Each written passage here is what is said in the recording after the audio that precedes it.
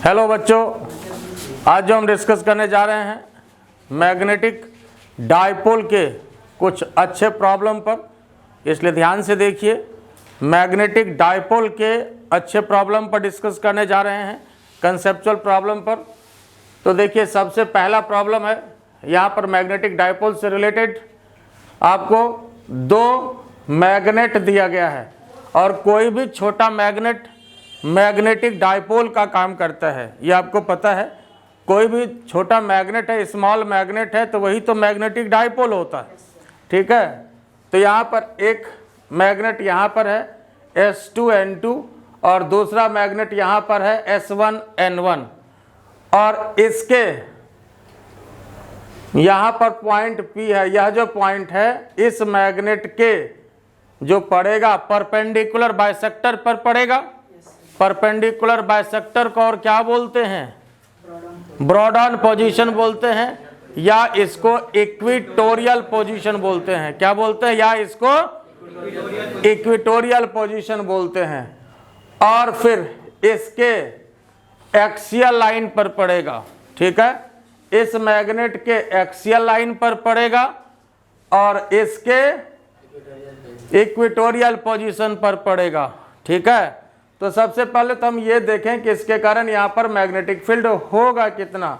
ये दूसरा जो मैग्नेट है इसके कारण, ठीक है, S2N2 वाले के कारण। मान लो कि नाम दे देते हैं मैग्नेट A और मैग्नेट B। तो A के कारण हम पहले देख लेते हैं क्या होगा। और यही क्वेश्चन कर रहा है कि कैलकुलेट रिजल्टेंट मैग्नेटिक इंडक्शन। तो मैग्नेटिक इंडक्शन बोले या मैग्नेटिक इंटेंसिटी बोले या मैग्नेटिक फील्ड बोले, सभी बात एक ही है।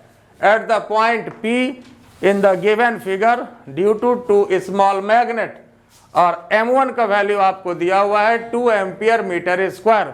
M1 क्या होता है? Magnetic dipole moment. M1 क्या होता है? मैग्नेटिक डायपोल मोमेंट यहाँ पर। और M2 क्या है? यह भी मैग्नेटिक डायपोल मोमेंट है इसका, ठीक है। M2 मतलब 2 वाले का है ना। तो यहाँ पर मैग्नेट A माना, या 1 वाले को ही A मान लेते हैं और इसको B मान लेते हैं, ज़्यादा ठीक है ना। तो यहाँ देखो, पहले A के कारण निकालते हैं। मैग्नेटिक इंडक्शन कहें या intensity at point P due to किसके कारण? किसके कारण? A के कारण, ड्यू टू मैग्नेट A के कारण। तो ये बताओ साहब कि इसके कारण यह जो पॉइंट पड़ा, ये पड़ा कहाँ? एक्सियल लाइन पर पड़ा या नहीं? कहाँ पड़ा पॉइंट? एक्सियल लाइन पर। तो क्या फॉर्मूला होता है? बोलिए, फॉर्मूला क्या होता है एक्सियल लाइन पर? μ0/4π 2m/r³। एक्सियल लाइन पे ज्यादा होता है, परपेंडिकुलर बाइसेक्टर पर कम होता है। तो यहाँ देखिए साहब, μ0/4π का वैल्यू कितना? 10⁻⁻7 2, और m का वैल्यू मतलब M1 वाला, ये वाला, तो 2 एम्पियर मीटर स्क्वायर है, ठीक है ना। और नीचे r³, तो r यहाँ से यहाँ तक का डिस्टेंस कितना दिया हुआ है? 2 सेंटीमीटर है। क्या दिया हुआ है? 2 सेंटीमीटर है। तो मीटर में बनाना पड़ेगा। 0.02 बोलो, कोई तकलीफ है? सेंटीमीटर से तो काम होगा नहीं, उसको SI में चेंज करना होगा। तो अब यहाँ क्या करेंगे? पॉइंट अगर हटा देंगे तो यहाँ क्या पड़ेगा? देखो तो 6 0 आएगा, 10⁻6 हो गया, और ये 2 इससे गया, ये 2 इससे गया। अब जरा देखो तो -7 पावर, और यहाँ पर कितना है? 6 पावर। -7 + 6 पावर, और नीचे 1/2 है। ये कितना हो गया ऊपर? बताओ तो साहब। 10⁻⁻1 × 1/2। 10⁻1 का मतलब क्या हो जाएगा? यहाँ पर -1 का मतलब 1/20 कर दें? कोई दिक्कत इसमें? तो यही निकला आपका 1/20। ये आपको मिला B1। ये क्या मिला साहब? B1। और ये मैग्नेटिक फील्ड निकला। मैग्नेटिक फील्ड का यूनिट क्या होता है? टेस्ला। मैग्नेटिक फील्ड का यूनिट क्या होता है? टेस्ला। तो यहां पर यह जो निकला किसके कारण निकला? इस मैग्नेट के कारण, एक्सियल लाइन पर। और अब क्या करना है? यह जो दूसरा वाला मैग्नेट है इसके कारण निकालना है। तो इसके कारण तो परपेंडिकुलर बाइसेक्टर पर होगा। इसके कारण क्या होगा? परपेंडिकुलर बाइसेक्टर पर होगा। तो जरा देखिए इसके कारण, ऊपर तो क्वेश्चन लिखा हुआ है ना, क्वेश्चन लिखा हुआ है ना सबका? ठीक बात है। तो अब यहां पर देखिए परपेंडिकुलर बाइसेक्टर पर अब निकालना है। तो यहां पर अब B2 इसको मान लेते हैं और बोलो साहब परपेंडिकुलर बाइसेक्टर पर क्या फॉर्मूला होता है? Mu naught upon 4 pi m upon r cube, यही ना होता है? बिल्कुल ठीक बात। और एक्सियल लाइन पर 2 होता है और परपेंडिकुलर बाइसेक्टर पर 2 नहीं होता है। दिस इज बेसिक डिफरेंस, ये होता है। तो साहब म्यू नॉट अपॉन 4 पाई का वैल्यू कितना? 10 टू द पावर -7। m का वैल्यू कितना? ये देखिए दिया हुआ था 32। दूसरा मैग्नेट का magnetic moment 32 ampere metre square है। ठीक है, तो ठीक बात है। अब नीचे r क्यूब। अब ये देखिए यहां से ये डिस्टेंस कितना दिया हुआ है साहब? 4 सेंटीमीटर है। तो मीटर में बनाना होगा 0.04, 0.04 और 0.04। फिर यहां पर ये जब उड़ाएंगे तो 10 टू द पावर 6 आएगा। ठीक है ना? आई बात समझ में? और यहाँ कटाइए 4 को ये 32 है तो 4 8 32 हुआ, 4 दूना 8। फिर ये देखिए क्या होगा? 1/2 तो हुआ ही, 2 से 4 कटेगा, 1/2 आया। और -7 + 6 -1, तो -1 का मतलब 1/10 आ गया। तो ये कहने का मतलब 1/20 आ गया। टेस्ला, तस्ला नहीं टेस्ला, है ना? हाँ, 1/20।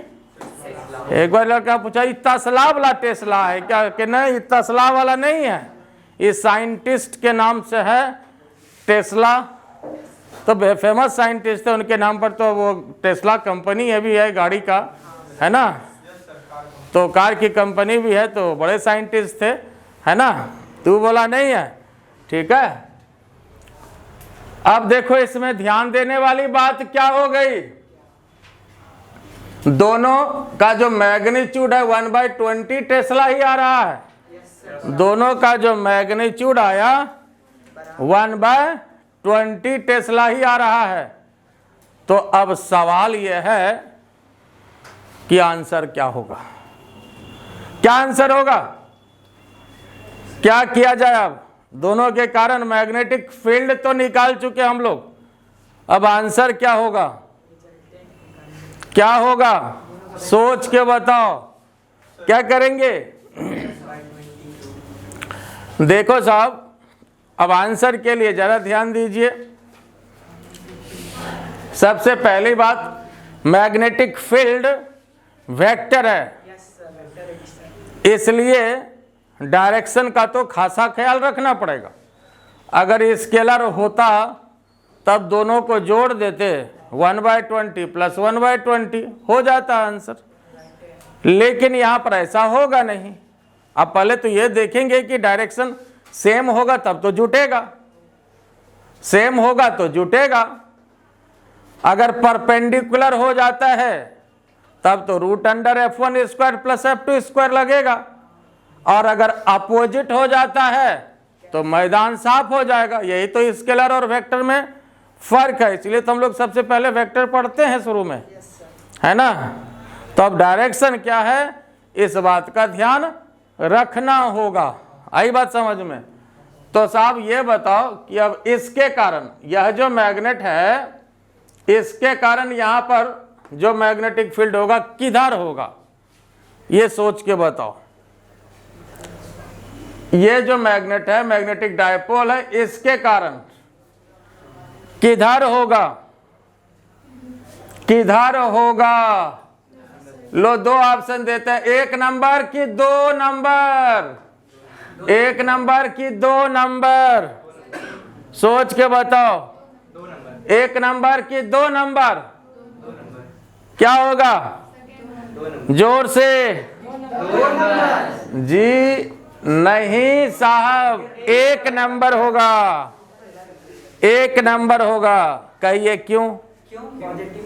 तो यहां पर कौन सा हम लोग पोल लेते हैं? +1 यूनिट नॉर्थ पोल। अब इसके कारण नॉर्थ वाला क्या करेगा? रिपेल करेगा। इसके कारण इस पर फोर्स इधर, और साउथ के कारण इधर। और नजदीक कौन है? नॉर्थ की साउथ? नॉर्थ है, तो रिपल्सन ज्यादा हो जाएगा। आई बात समझ में? तो ये दमदार होगा, इसलिए रिजल्टेंट इधर हो जाएगा, इधर रिजल्टेंट नहीं होगा, ये वाला कमजोर होगा, तो इसमें इसको घटाएंगे तो नेचुरल इधर ही जाएगा। आई बात समझ में? दूसरी बात, एक्सियल लाइन पर ये तो हम जानते हैं कि जब भी होगा तो इसी डायरेक्शन में होगा, लेकिन अब ये देखना होता है कि इधर की इधर। इस क्वेश्चन में पूरा आपसे कॉन्सेप्ट खींच लिया है पकड़ के। यहाँ तक बनाने के बाद भी क्वेश्चन गलत हो सकता है ना? 1/20 + 1/20 कर देगा। कोई सोचेगा अच्छा परपेंडिकुलर है तो √F1² + F2² मतलब √2 लगा देगा, वो भी गलत हो जाएगा। और ये सोच लो वो वाला भी ऑप्शन जरूर होगा, है कि नहीं? एक अब यहाँ देखो, चलो एक तो इसके कारण इधर मिल गया साहब। अब ये बताओ कि इसके कारण ये वाला जो है परपेंडिकुलर बाइसेक्टर पर किधर होगा? Left side. किधर होगा? इधर होगा? इधर होगा? ऐसा लग रहा है? तो देखो इसमें जो है जैसे इधर होगा, ये बात सही है। कैसे होगा जरा समझो। जैसे यहां पर फिर +1 पोल है ना, नॉर्थ पोल। बोलो साहब, इसके कारण यहां पर फोर्स किधर लगेगा? प्लस है, ये माइनस है, नीचे। इसके कारण इस पर फोर्स किधर? तब देख लीजिए, 2 फील्ड हो गया, 2 फोर्स, एक F1 इधर, F2 इधर, रिजल्टेंट किधर? इधर। आई बात समझ में? और ऐसे भी ये बात तो जानते हैं, कई बार इसको लिखाए हुए हैं कि डायरेक्शन जो होता है मैग्नेटिक फील्ड का, मैग्नेटिक फील्ड का डायरेक्शन जो होगा परपेंडिकुलर बाइसेक्टर पर किसी भी डायपोल के, हमेशा इस डायपोल के पैरेलल होता है। ये तो श्योर है, या इधर या इधर, ये 2 ऑप्शन था, तो इसमें इधर होगा। अब संजोग की बात है कि इधर भी 1/20, इधर भी 1/20, तो रिजल्टेंट क्या होगा साहब? अब बात समझ में आ गया?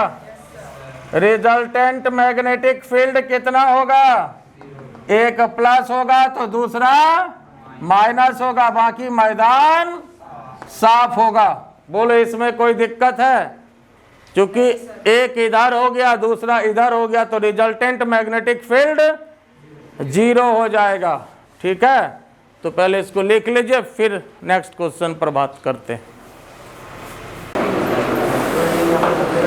आइए, अब जो नेक्स्ट क्वेश्चन है आपका, क्या कर रहा है? 2 small magnet each of magnetic moment 4 metre square are kept parallel to each other, जैसा कि ये रखा गया है। ठीक है, calculate magnetic induction eight point P। यहाँ पर मैग्नेटिक इंडक्शन आपको निकालना है, और 2 मैग्नेट है, दोनों को ऐसे पैरेलल रखा गया है। हालांकि ये कहिए तो एंटी पैरेलल है। तो यहाँ पर N है, यहाँ S है, और यहाँ N है, यहाँ S है, ये यहाँ N है, यहाँ S है, ये पैरेलल ही है। तो वैसे दोनों पैरेलल ही समझना है। ठीक है, N है, S है, N है, S, ये पैरेलल ही है। तो यहाँ देखिए, आपको जो निकालना है, यहाँ पर मैग्नेटिक इंडक्शन क्या होगा? मैग्नेटिक इंडक्शन क्या होगा? ये पैरेलल है। फिर इसमें आपको हम अगला क्वेश्चन में देंगे, इसको पलट देंगे तो क्या होगा। ठीक है, लेकिन पहले इसको देखें। तो यहाँ पर जो है, यहाँ पर मैग्नेटिक फील्ड निकालना है, और ये स्मॉल मैग्नेट है, तो इसके कारण जो यह पॉइंट होगा, ये परपेंडिकुलर बाइसेक्टर पर पड़ा। इसके कारण भी ये पॉइंट परपेंडिकुलर बाइसेक्टर पर पड़ा। तो परपेंडिकुलर बाइसेक्टर पर क्या होगा? Magnetic induction. तो मैग्नेटिक फील्ड या मैग्नेटिक इंडक्शन, बात एक ही है।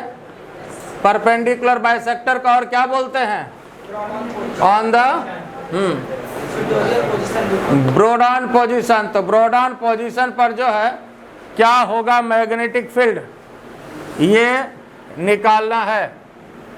दोनों मैग्नेट तो एक ही तरह का है, तो देखें जरा फॉर्मूला क्या होता है साहब, mu naught upon 4 pi m upon r cube, यही ना होता है। तो म्यू नॉट अपॉन 4 पाई का वैल्यू 10⁻⁻⁷, एम का वैल्यू मैग्नेटिक मोमेंट कितना है 4, और नीचे डिस्टेंस कितना है यहाँ से यहाँ तक 4 सेंटीमीटर है। ये पॉइंट ऑफ मिस्टेक है, इसको मीटर में बनाना नहीं भूलिएगा, पॉइंट हटाइएगा। फिर यहाँ देख लीजिए 10⁻⁶ आ गया, ये खत्म ये खत्म। तो 10⁻⁻7 + 6, और ये कितना आ गया 1/16, 1/16, और ये कितना हो जाएगा -7 + 6, तो 1/10, मतलब 1/60 टेस्ला। ये आपका B1 हो गया, B1 मान लेते हैं। अब ये बताओ, जब दोनों मैग्नेट आइडेंटिकल है तो B2 भी कितना हो जाएगा? B2 कितना होगा? स्वाभाविक सी बात है, इतना ही होगा, बाकी कोई परिवर्तन तो है नहीं। तो इसलिए B2 भी आपका जो होगा साहब 1 टेस्ला ही होगा। B2 का वैल्यू भी क्या होगा? 1 टेस्ला ही होगा, सॉरी मतलब 1/60, दोनों बराबर होगा, कोई दिक्कत इसमें? अब यहाँ देखो B1 B2 का वैल्यू मिल गया। अब मैग्नेटिक फील्ड इस पॉइंट पर चाहिए, तो चूंकि मैग्नेटिक फील्ड वेक्टर क्वांटिटी है, तो इस वजह से अब क्या करना पड़ेगा? डायरेक्शन देखना पड़ेगा। क्या करना होगा? डायरेक्शन देखना होगा कि किधर होगा। अच्छा ये बताओ, यह जो मैग्नेट है इसके कारण डायरेक्शन किधर होगा? देखो परपेंडिकुलर बाइसेक्टर पर मैग्नेट के एक्सिस के पैरेलल तो होता ही है। अब शंका यही है कि इधर होगा या इधर होगा। अब पहले इसके कारण देखते हैं, यही ना देखना, यही ना चेक करना है। अब ये सोचो कि इसके कारण यहाँ पर किधर, जहाँ पर देखना होता है मैग्नेटिक फील्ड मैग्नेटिक इंडक्शन, वहाँ क्या लेते हैं? यूनिट नॉर्थ पोल को लेते हैं। क्या लेते हैं? तो +1 लेते हैं। इलेक्ट्रोस्टैटिक्स में यूनिट पॉजिटिव चार्ज को लेते हैं, मतलब टेस्ट चार्ज को लेते हैं साहब। तो ये बताओ कि इसके कारण यहाँ पर किधर किधर इधर, और इसके कारण यहाँ पर इधर, तो रिजल्टेंट तो मिल ही गया कि इधर होगा। तो कहने का मतलब एक मिल गया इधर, मान लो इसके कारण B1 माने और B1 मिल गया इधर। तो अब इसके कारण भी फिर देख लो। अब ये बताओ कि इसके कारण यहाँ पर किधर, इसके कारण किधर इधर, ठीक है, ये दोनों तो एक ही तरफ आ रहा ना। और इसके कारण किधर इधर ना, देखो साउथ है, ये आपका प्लस है, ये साउथ पोल निगेटिव पोल होता है, तो ये इधर। तो इसका मतलब B2 भी आ गया इधर ही नहीं, तो B1 और B2 दोनों क्या हो गया साहब, एक ही तरफ चला गया। B1 भी इधर B2 भी इधर, तो दोनों क्या हो जाएगा जनाब? जुट जाएगा सीधा। आई बात समझ में? क्या होगा? दोनों जुट जाएगा। बोलो इसमें कोई तकलीफ है? तो टोटल मैग्नेटिक फील्ड की बात करें, टोटल बोले या रिजल्टेंट मैग्नेटिक फील्ड या मैग्नेटिक इंडक्शन, सभी बात एक ही है साहब। तो कितना हो गया? 1/160 प्लस 1/160 कितना हो गया आपका? देख लो 1/80, ठीक है। और ये आपके पास ये ऑप्शन भी था, आपके पास ये ऑप्शन दिया हुआ है 1/160, 1/80, 1/60√2 और 0। तो देखिए ऑप्शन देखो, यहाँ तक बनाने के बाद भी गलत आप कर सकते थे 1/160 निकालने के बाद। एक तो निकालने के बाद जैसे 1/160 आएगा तो मन छटपट करेगा कि दे ही देते, इठो तो है ना। अब उसके बाद यहाँ पर 0 देने के लिए भी मन छटपट करेगा, इसलिए कि इसके पहले वाले क्वेश्चन में तो 0 हुआ था, यहाँ भी तो हुआ था, तो दोनों अपोजिट होगा तब ना जीरो होगा साहब, ऐसे जीरो थोड़ी होगा, दोनों अपोजिट होगा तभी जीरो वाली बात होगी। तो ये देने के लिए भी मन छटपट करेगा। और उसके बाद मन में होगा अच्छा परपेंडिकुलर बाइसेक्टर पर है, कहीं परपेंडिकुलर तो नहीं हो गया, तो √2 वाला देने के लिए भी मन छटपट आएगा, जैसा कि दे रहा था, है ना, दे रहा था ना √2। इसलिए आप जितने तरह से गलती करोगे हर ऑप्शन मौजूद रहता है उसमें, ऑप्शन का सेटिंग ऐसे ही होता है ना। जब हम लोग ऑब्जेक्टिव क्वेश्चन जो तैयार किया जाता है उसका ऑप्शन का सेटिंग जैसे मान लो ऐसे ही करते हैं हम लोग क्लास में। देखिए अच्छा 4 लड़का क्या क्या बना रहा है, एक आंसर ये लाया, दूसरा ये लाया, तीसरा ये लाया और एक उसमें सही आंसर भी लाया है, चारों आंसर को उसमें फिट कर दिया। आप जितने तरह से गलती करोगे हर ऑप्शन मौजूद रहेगा। तो ऐसे ही जो ऑप्शन का सिलेक्शन करते हैं कि 4 बच्चा लाया या 5 बच्चा लाया, देखिए 5 अलग अलग आंसर है, वही उसमें से 4 ऑप्शन डाल दिया, एक सही भी है। आई बात समझ में? तो ये तरीका होता है। अब इसमें ये बात तो क्लियर हो गया। अब इसी में थोड़ा सा और इसमें बनाना कुछ नहीं है, खाली अब ये सोचिए कि अब इसका जो डायरेक्शन है ये हम बदल दिया। जैसे NS था ना, अब इसका जो डायरेक्शन है ये हमने SN कर दिया। तो अब जो है मैग्नेटिक फील्ड क्या होगा? अब मैग्नेटिक फील्ड हो जाएगा। समझ में आ रहा है कि मैग्नेटिक फील्ड कैसे जीरो होगा? क्योंकि ऐसा करने से क्या होगा कि एक का तो डायरेक्शन मैग्नेटिक फील्ड का इधर आ गया, दूसरा मैग्नेट का डायरेक्शन इधर आ गया। आएगा कि नहीं? देख लो सोच के, प्रैक्टिकल तौर पर भी जरा देख लो, ठीक है। तो वेक्टर और स्केलर में यही तो फर्क है कि अगर स्केलर होता तब कोई टेंशन नहीं था, लेकिन वेक्टर क्वांटिटी है तो इस बात का आपको खासा ध्यान रखना होगा। देखो यहाँ पर +1 देंगे, डायरेक्शन देखो, इसके कारण यहाँ पर फोर्स किधर? इधर, है ना, होगा कि नहीं? और इसके कारण यहाँ फोर्स किधर? इधर। तो दोनों का रिजल्टेंट इधर हो गया, मान लो सपोज V1 दे दिया, मान लीजिए। अब ये बताओ इसके कारण इस पर फोर्स किधर? प्लस है, ये माइनस है, नीचे होगा ये। और इसके कारण इस पर दोनों नॉर्थ पोल रिपल्सन, ये देख लीजिए। अब एक इधर एक इधर, रिजल्टेंट किधर? इधर। तो अगर V1 इधर हो गया तो V2 इधर हो जाएगा और दोनों का मैदान साफ हो जाएगा। और तब जो आपका क्वेश्चन का आंसर हो जाएगा ये 0 हो जाएगा। तो जो ओरिजिनल क्वेश्चन में ये ऑप्शन था, आंसर था, और दूसरे में फिर ये हो जाएगा। बोलो समझ में आया कि नहीं? तो इसको लिख लीजिए, फिर जो है नेक्स्ट क्वेश्चन डिस्कस कर रहे हैं।